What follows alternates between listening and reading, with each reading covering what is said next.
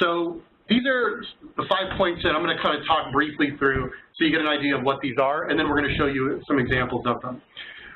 So the first one here is over the fence problem.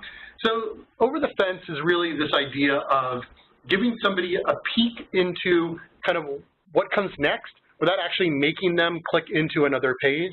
And we're going to show some examples of that, but it really helps candidates to kind of entice them to bring them further into your site, give them views into things that they might not otherwise click on just because the call to action maybe wasn't that appealing itself. So then the second one is to be true to your medium. And simple example is if you're a company that makes videos and that's your main business, you probably want to incorporate video as a big part of your career's experience.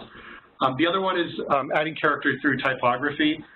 We really love this because typography has really become something that people have put a lot of effort into recently on the web, and it often can be updated on a website without a lot of work, and can provide a lot of value in making content easier to read, making call to action just more overall usable for end users.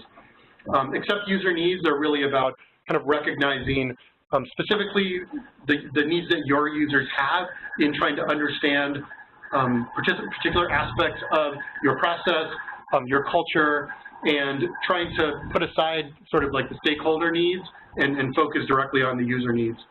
And then testing is really about trying to uncover any other things where your overall experience might be falling down that could easily be solved. So this is going to involve probably yourself kind of stepping through, trying to pretend like you're a candidate, figure out are there any places where the experience was a little rough, asking other folks, but overall really just kind of getting through all the different aspects of your experience and trying to understand, what are the places where we can make the biggest improvement. And I think, through these 5, I think you're really you'll land at something that really is quite unique. I think the one thing that we know about most career websites and careers experiences today is there's a lot of rough edges.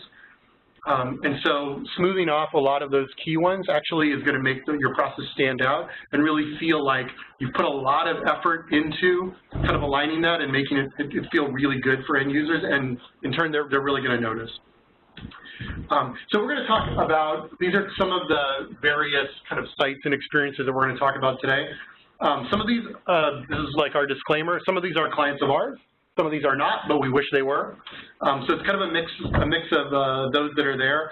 And like I said, some of these we're going to try to show, we might show in like a live site, some of these we're going to show on a slide, but the presentation materials have links to all of the sites that we're showing here. So we would encourage you to go back and look through all of them when we're finished.